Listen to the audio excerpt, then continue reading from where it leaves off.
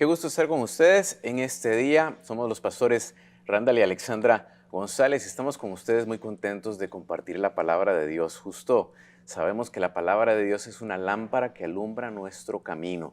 Y yo creo que va a alumbrar nuestro camino, nuestro entendimiento y nos va a hacer ver cosas que necesitamos aprender y comenzar a cambiar en nuestra propia vida. Así que el día de hoy nos vamos a enfocar al estudio del libro de Hebreos y vamos a estudiar el capítulo 3. Así que si usted tiene su Biblia por ahí, por favor, ábrala. Siempre digo que es bueno tener un cuaderno de apuntes para poder internalizar el mensaje del día de hoy, la enseñanza del día de hoy.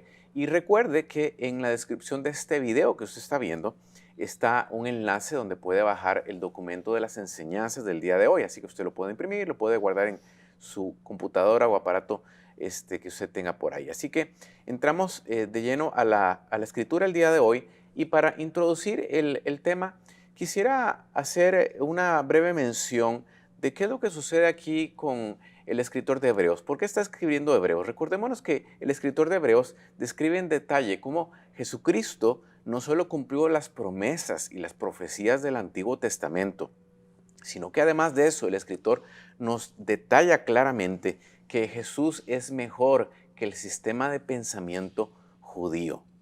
Recordemos además que los judíos habían aceptado el Antiguo Testamento, sin embargo, muchos habían rechazado a Jesús como el Mesías, que por tanto tiempo habían esperado. Otra cosa importante para mencionar es que los destinatarios a los cuales él está escribiendo son creyentes, son personas que profesaban su fe en Cristo, conocían las Escrituras. Sin embargo, cosas comenzaron a suceder. Comenzó duda a entrar en el corazón de ellos, falsas enseñanzas comenzaron a llegar, persecución. ¿Y qué hizo todo esto? Que ellos comenzaran a desconfiar realmente si Jesús era verdaderamente el camino. Comenzaron a dudar de la profesión de fe que habían hecho en Jesús. Y yo creo que el día de hoy es importante que hablemos de esto, porque, Ale, la verdad es que todos en algún momento podemos dudar de la fe que tenemos, Claro, de la palabra de Dios. Y usted dice, bueno, yo soy cristiano de muchos años, pero aún como cristianos de muchos años, seamos honestos, a veces ponemos en tela de duda lo que la palabra de Dios nos enseña. Así que, por eso es que el escritor de Hebreos comienza el primer capítulo diciendo, Jesús es superior a los ángeles. Y luego dice en el capítulo 3, que es el que nos vamos a enfocar el día de hoy, Jesús es superior que Moisés. Ahora, importante marcar algo aquí.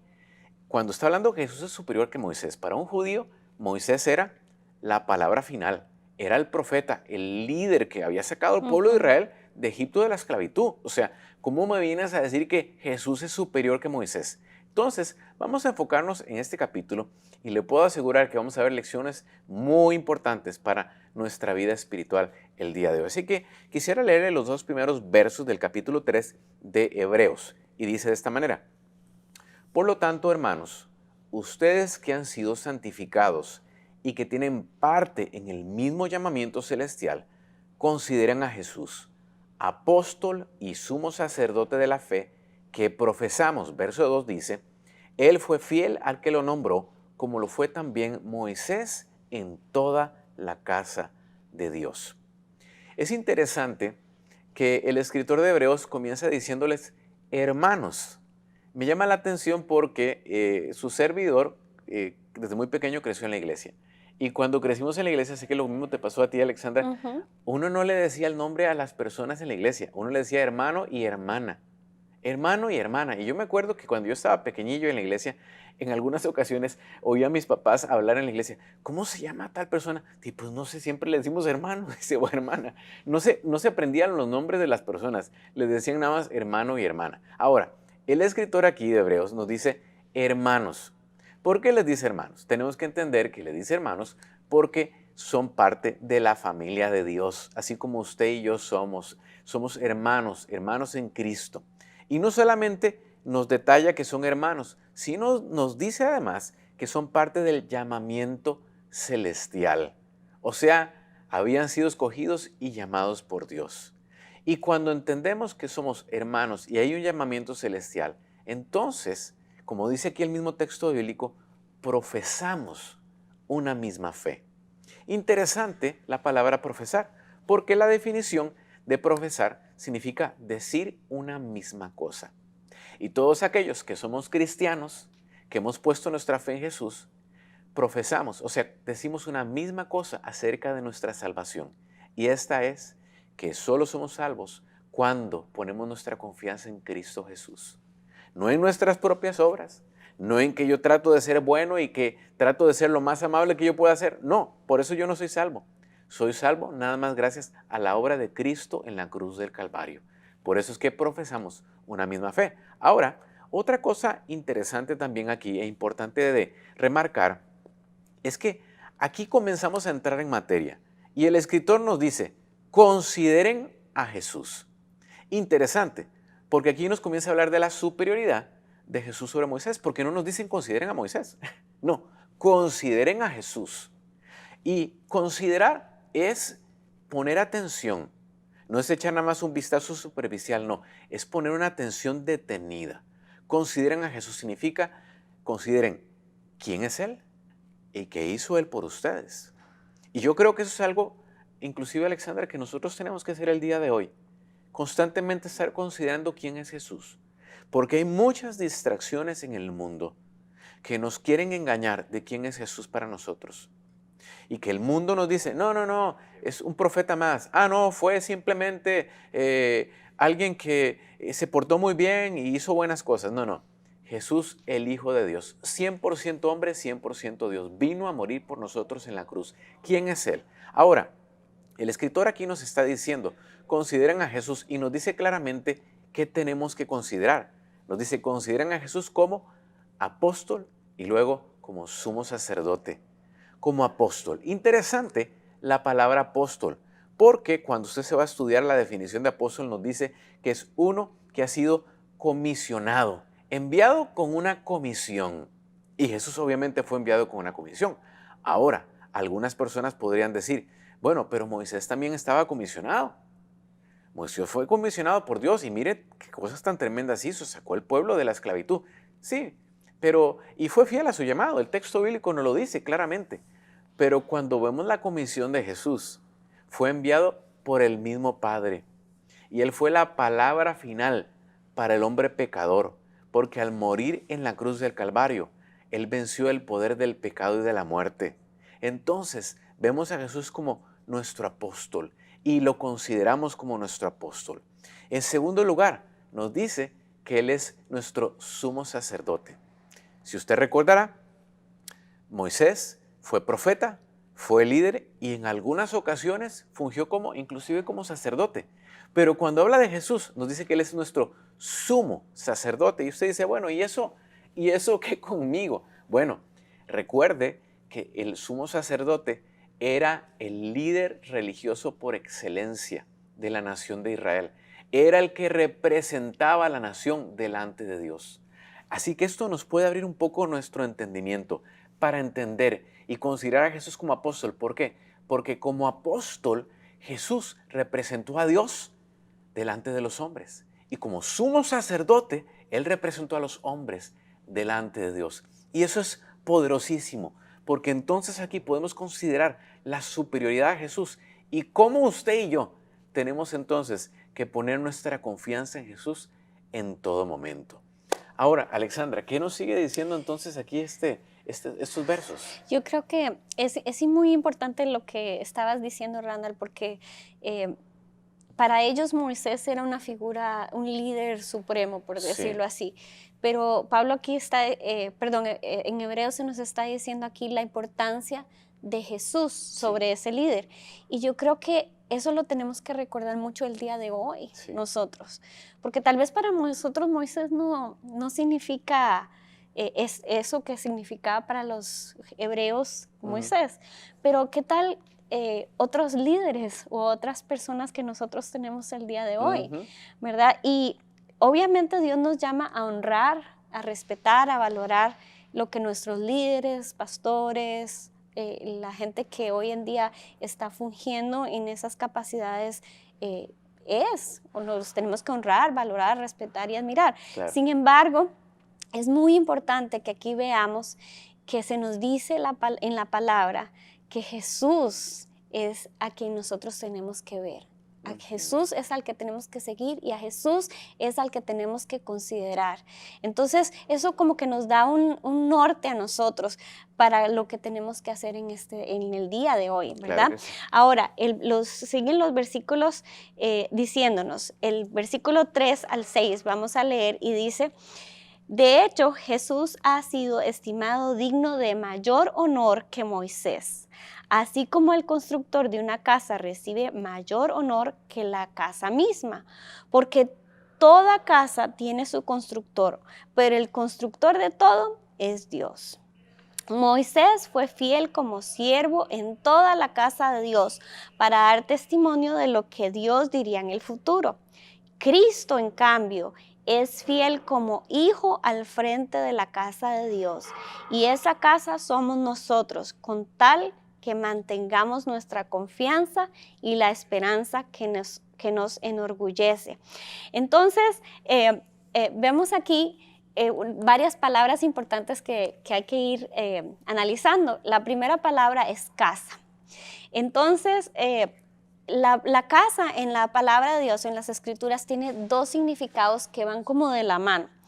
Y el primer significado sí es un edificio, ¿verdad? Por ejemplo, Dios le dijo a David que él iba a construirle un edificio, un templo hermoso, en donde Dios iba a habitar, y eso es lo que significa. Sin embargo, también la casa significa la familia, la herencia, el linaje, porque tenemos que recordar que Dios no solo está interesado en un lugar, en un edificio, Dios está interesado en las personas, y las personas no solo las que viven en el día de hoy o las que vivieron antes, sino que las que vienen, las generaciones futuras.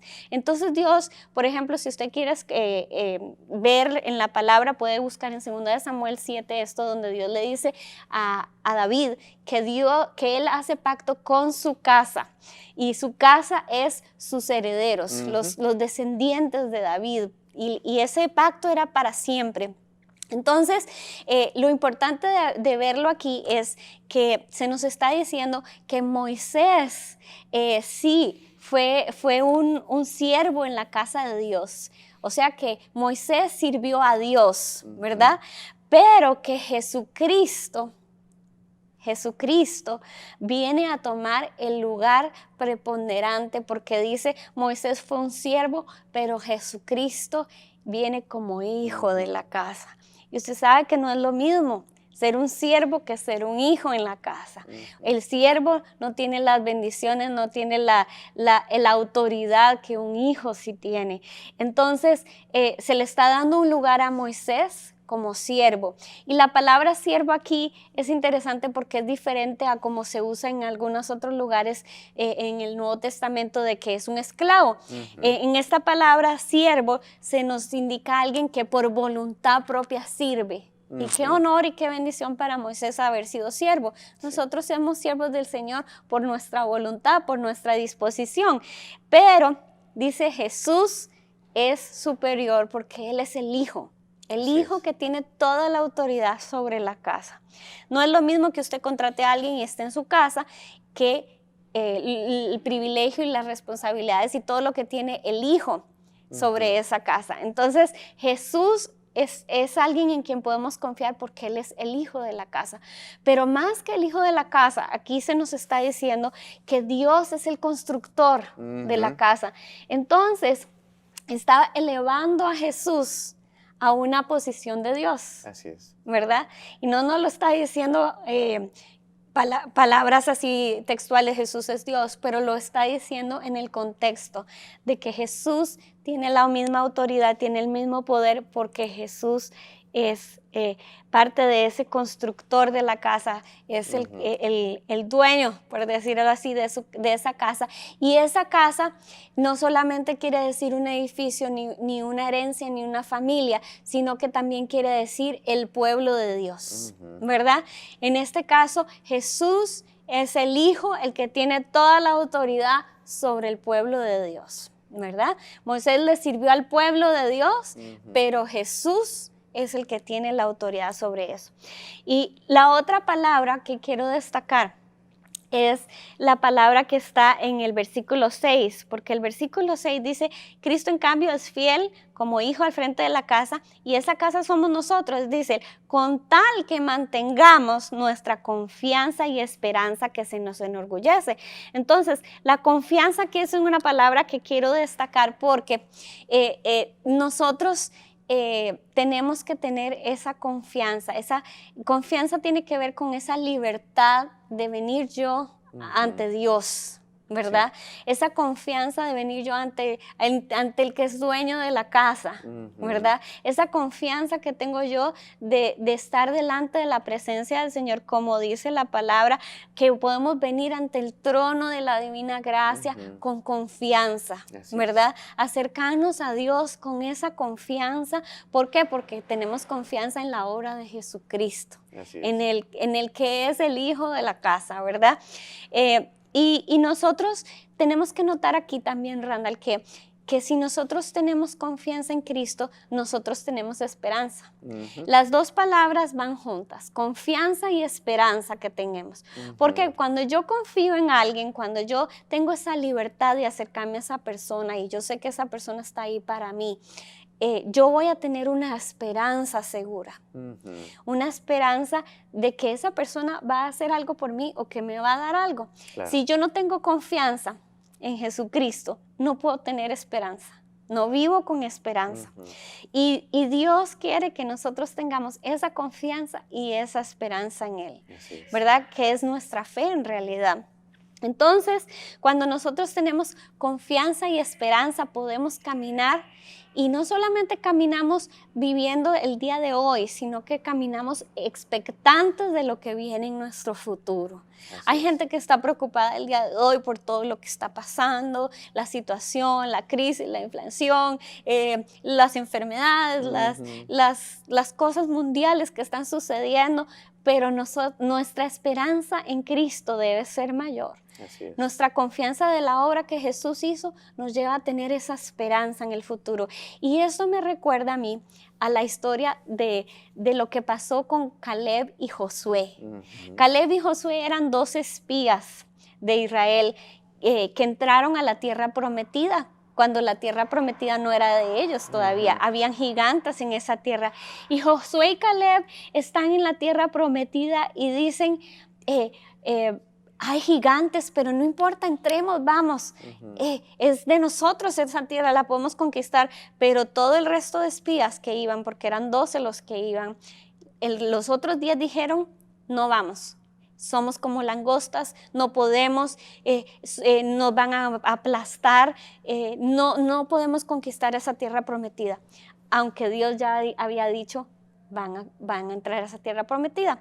Entonces, Josué y Caleb dicen, sí, vamos, entremos. ¿Por qué? Porque ellos tenían la confianza en lo que Dios les había dicho. Ellos tenían confianza en esa promesa que Dios había dicho, esta tierra se las voy a dar a ustedes, vayan y véanla.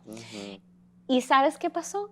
Todos esos otros 10 espías y muchos del pueblo murió en el desierto, no vieron la tierra prometida.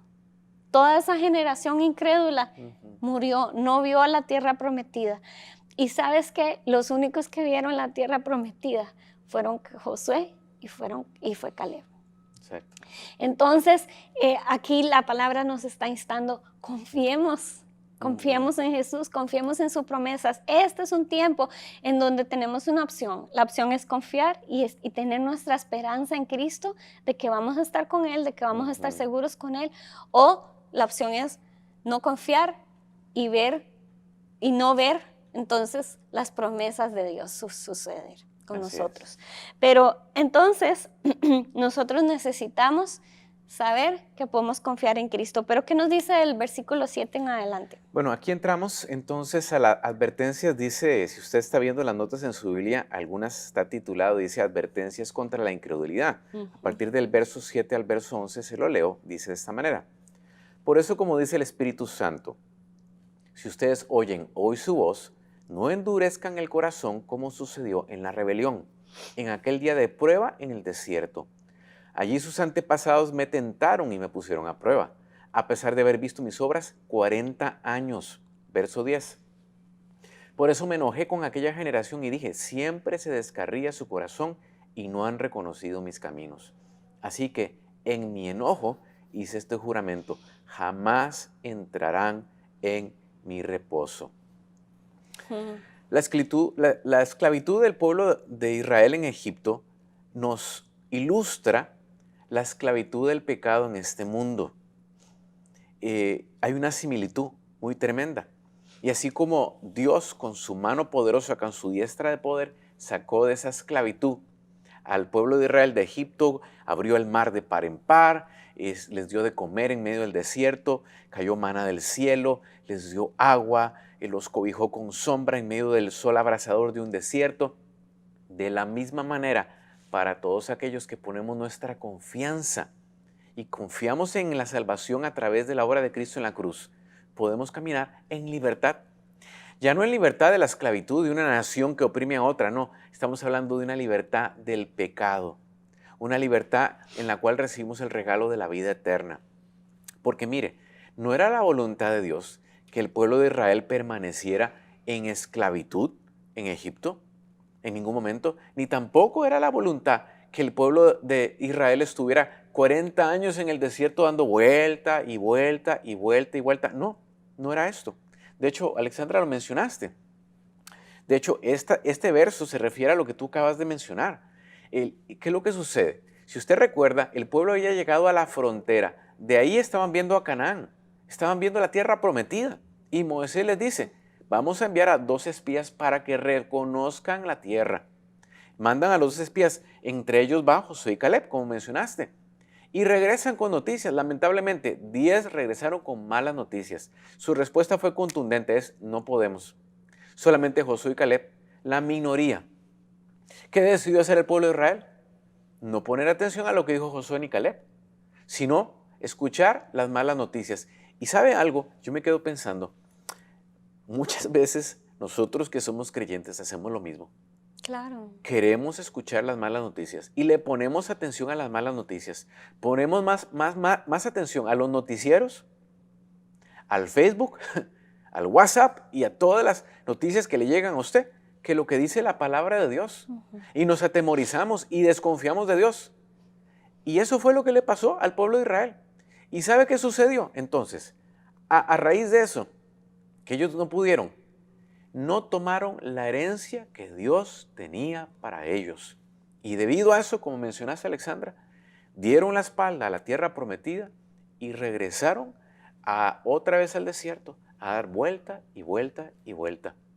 Y lo que sucedió es que toda esa generación murió y tuvo que levantarse una nueva generación que pensaba diferente y que sí podía confiar en Dios para poder entrar a esa tierra prometida. Mi oración es que eso no nos suceda ni a usted ni a mí. ¿Por qué? Porque Canaán en este momento representa para usted y para mí. Para ellos representaba simplemente una tierra donde fluía leche y miel. Una tierra que Dios les había prometido, en la cual ellos iban a tener un reposo. Pero para usted y para mí, Canaán representa una herencia espiritual que usted y yo tenemos en Cristo.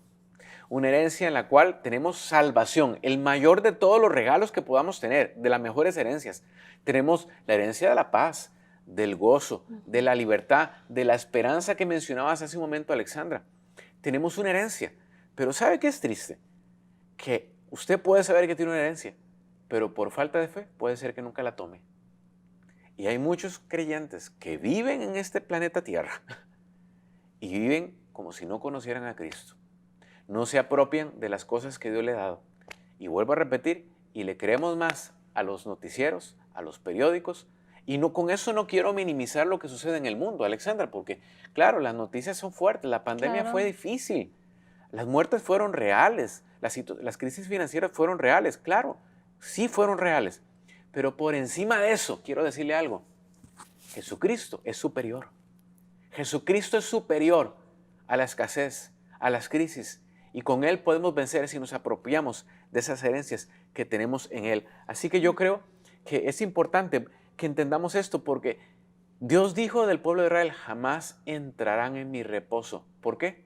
Por falta de fe. Qué duro. Es durísimo pensar, ¿cómo no pudieron entrar si era tan sencillo? Claro, no digo que es sencillo del todo, porque claro, tenían que entrar y conquistar, pero Dios estaba del lado de ellos. ¿Y sabe algo? Hay un reposo que Dios tiene para nosotros. Y ese reposo es apropiarnos de la herencia que tenemos en Cristo. Y ese reposo, yo creo firmemente que en algunas ocasiones es caminar en fe, aunque no tengamos las cosas palpablemente. A veces el reposo va a significar tener paz, aun a pesar de que la situación en la cual estoy viviendo no amerite tener paz.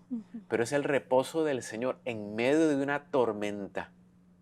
Ese es el reposo, en poner mi confianza en Dios y saber que aunque todas las cosas parece que se están desboronando y cayendo, cuando yo estoy con Dios, cuando yo estoy en la barca, como cuando los discípulos estaban en la barca, aunque haya tormenta, Jesús está en la barca, tranquilos.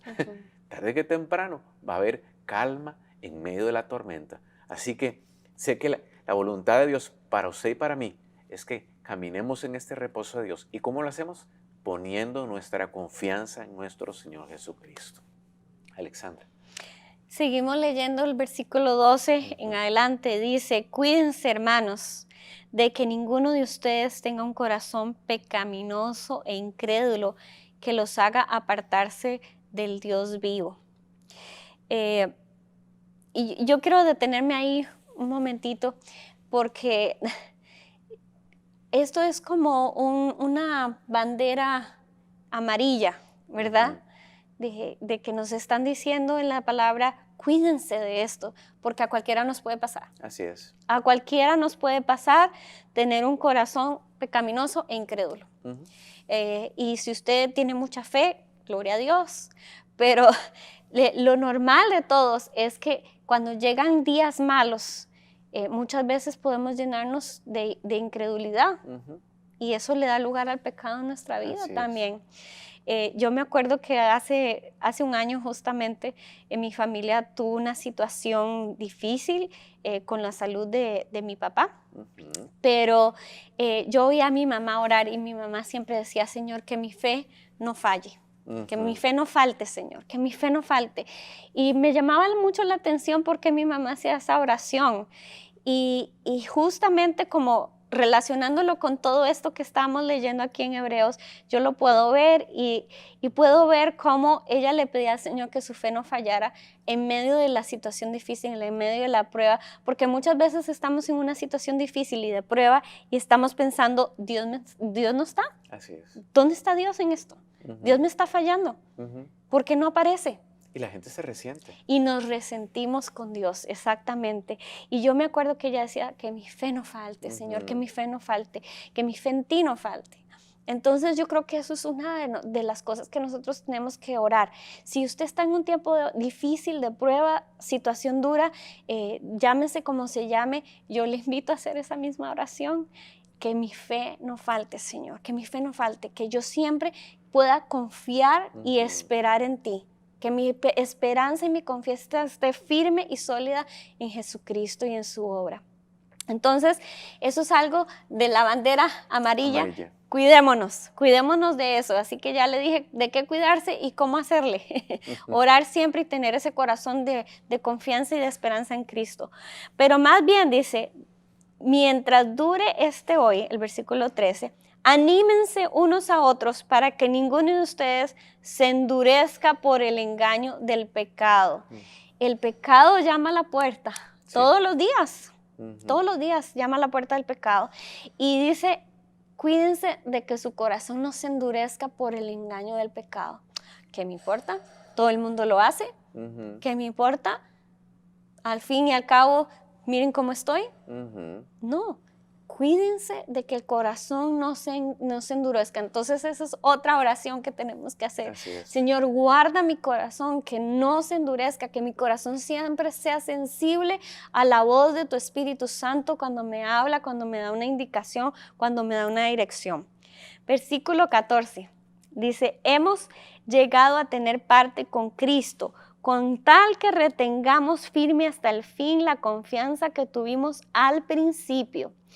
Como se acaba de decir, si ustedes oyen hoy su voz, no endurezcan el corazón como sucedió en la rebelión. Ahora bien, ¿quiénes fueron los que oyeron y se rebelaron? ¿No fueron acaso todos los que salieron de Egipto guiados por Moisés y con quienes se enojó Dios durante 40 años?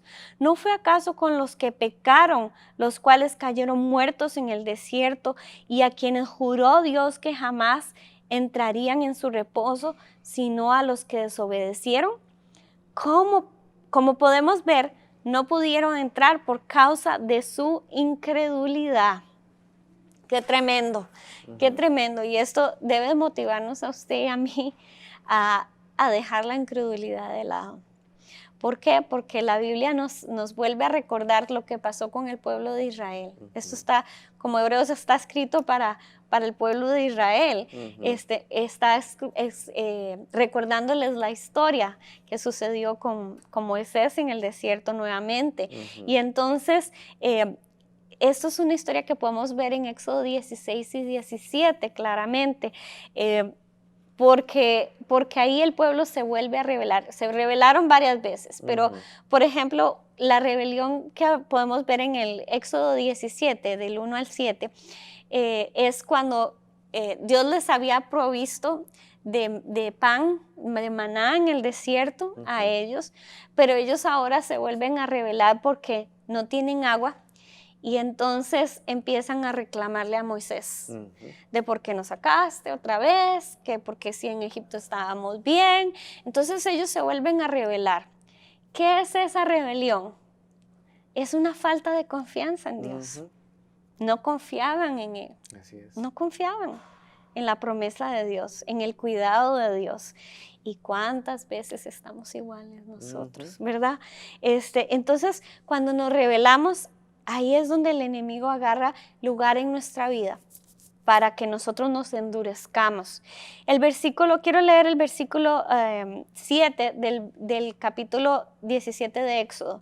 Dice, además a ese lugar los llamó Masá y también Meriba, porque los israelitas habían altercado con él y provocado al Señor al decir, ¿está o no está el Señor entre nosotros? Estas dos nombres que están ahí, nosotros tal vez no los tenemos muy, muy claros en nuestra vida de hoy, pero uno significa provocación, Masá significa provocación y Meriba significa tentación. Provocación y tentación, provocaron al Señor y tentaron al Señor, diciendo, ¿estará realmente Dios con nosotros? Y yo, ahora que veníamos hablando de esto, yo le decía a Randall, ¿cuántas veces uno ha visto la fidelidad y la bondad de Dios en su vida? Pero también cuántas veces hemos cuestionado, Señor, ¿realmente estás? Señor, no te veo, no te siento, ¿realmente estás? Y eso fue lo que los israelitas hicieron. Sí. Ellos dijeron, ¿realmente está el Señor con nosotros? ¿O nos va a dejar aquí morirnos en el desierto? Claro. ¿Sabes? Hay algo que me gustaría agregar ahí, porque creo que también es importante entender que como seres humanos que somos, tenemos la tendencia así a desconfiar.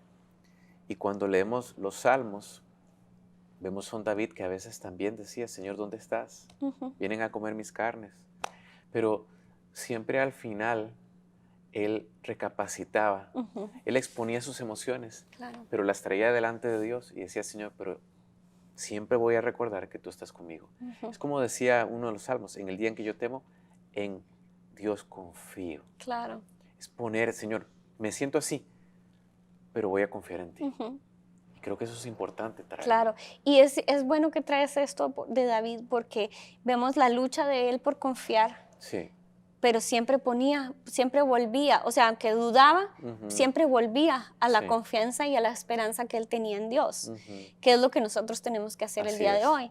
Pero el pueblo de Israel, en cambio, ellos se rebelaban y cuestionaban y gritaban y se enojaban y no podían ver lo que Dios ya había hecho por ellos. Entonces su confianza no estaba en Dios. Ellos creían que Dios los iba a dejar morirse en el desierto. Y que no le iba a importar a Dios. Y no tenían una esperanza de llegar a una mejor tierra. Ellos solo podían ver para atrás a Egipto. Exactamente. Como a veces también nosotros hemos visto, pero es que estaba mejor porque ahora está tan mal la cosa, ¿verdad?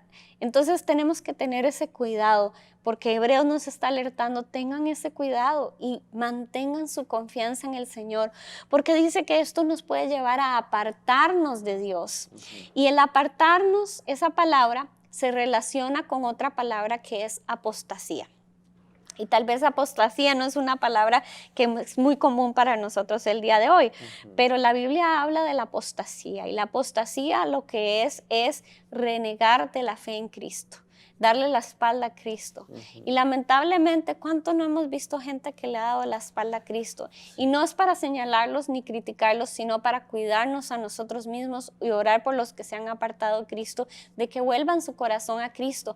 Pero muchas veces esta apostasía, este apartarse de la fe viene realmente porque agarramos esa ofensa con Dios. Como el pueblo de Israel, ellos se sintieron ofendidos de que Dios se había olvidado de que ellos tenían sed, supuestamente, Claro. ¿verdad? Hasta que Dios hace el milagro y Dios les da el agua nuevamente. Pero ellos agarraron la ofensa y por eso su corazón se estaba apartando y rebelándose de Dios. Entonces, qué importante para nosotros el día de hoy es decir, Señor, tal vez yo no entiendo por qué esto está pasando. Tal vez yo no te siento cerca, pero guarda mi corazón. Sí. Que mi corazón no se aparte de ti, que mi corazón no se rebele de ti. Y la Biblia dice que en los últimos tiempos el amor de muchos se va a enfriar por causa de la maldad. Entonces nosotros no podemos permitir que la maldad, las dificultades nos roben esa fe y esa confianza y esa esperanza que nosotros podemos tener en Jesucristo, porque sí podemos confiar en Cristo para salvación y para estar con Él siempre. Y yo creo que hoy es un día para reconocer esto delante del Señor, Randall. Sí. Y decirle, Señor, si yo he pecado delante de ti, yo sé que tengo un abogado, que es Jesucristo. Sí. Nuestro sumo sacerdote. Nuestro sumo sacerdote. Y podemos venir delante de la presencia de Dios hoy con confianza y decirle, Señor, que mi corazón no se llene de incredulidad, que mi corazón esté siempre para ti, abierto y dispuesto, y que yo, a pesar de las situaciones, a pesar de los pesares, pueda seguir confiando en ti. Así que, ¿qué tal si terminamos orando? Claro, oramos porque creo que esto es importante, que lo podamos poner delante de Dios, podamos poner delante de Dios nuestras inseguridades, nuestras dudas, como mencioné.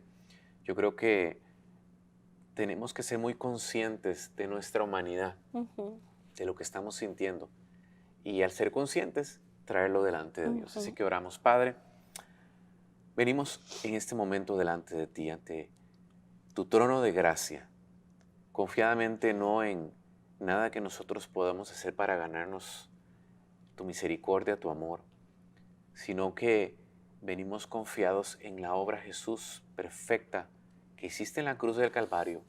A través de esta obra, Señor, sabemos que abriste el camino y hoy somos aceptados delante de ti, gracias a esta obra perfecta, y por eso te damos gracias. Pero hoy venimos a confesarte, Señor, que como seres humanos que somos, Señor, somos débiles, dudamos, desconfiamos de ti en muchas ocasiones. En los momentos de crisis, de prueba, Señor, lo más fácil es volcar nuestra mirada de ti y ver las circunstancias y no recordarnos las palabras que tú has hablado y las promesas y la herencia que tenemos en ti, Cristo. Pero hoy te venimos a pedir perdón, Señor. Si hemos volcado, Señor, nuestra fe, si nos hemos apartado de ti, Señor, si hemos desconfiado de ti, perdónanos, Señor. Como los judíos en la época, Señor, de Hebreos, Señor, cuando debido a falsas enseñanzas o a persecución o a dudas, Señor, ellos dudaron, Señor. Nosotros también hemos dudado en este tiempo en el que vivimos y por eso te pedimos perdón. Pero hacemos esta oración, Señor. Hoy pedimos, Señor, que nuestra fe no falle, Señor. Que nuestra fe no falte. Que podamos permanecer en ti. Que tus palabras permanezcan en nosotros, Señor. Y que podamos mantenernos firmes, confiados en ti, Señor. Porque, como veíamos hace un momento, Señor, si confiamos, podemos tener esperanza. Y tú eres nuestra esperanza de gloria. Señor, no queremos poner nuestra esperanza en cosas vanas y en promesas de hombres que hoy están y mañana ya no están. Queremos poner nuestra esperanza en tu palabra. Señor, porque el cielo y la tierra pasará, pero tu palabra, nos dice la Escritura, no pasará. Tus palabras son ciertas, son un sí y un amén. Y hoy decidimos confiar en tu palabra. Y yo bendigo a cada persona que nos está viendo en ese momento y te pido que sean fortalecidos, que si están pasando por desiertos, Señor, situaciones difíciles, sean fortalecidos y que tu Espíritu Santo recuerde la palabra que ha sido sembrada en sus corazones. Y hoy yo te bendigo en este día, te bendigo en el nombre del Padre, te bendigo en el nombre del Hijo y del precioso Espíritu Santo de Dios. Amén. Amén. Y amén. Y qué gusto haber estado con ustedes y la verdad es un privilegio poder compartir la palabra y nuestra oración es que sigas permaneciendo firme en el Señor, que tu fe no decaiga, que sigas confiando en el Señor porque Él es tu esperanza. Recuérdalo una y otra vez. Nos estamos viendo la próxima semana otra vez en este estudio del libro de Hebreos.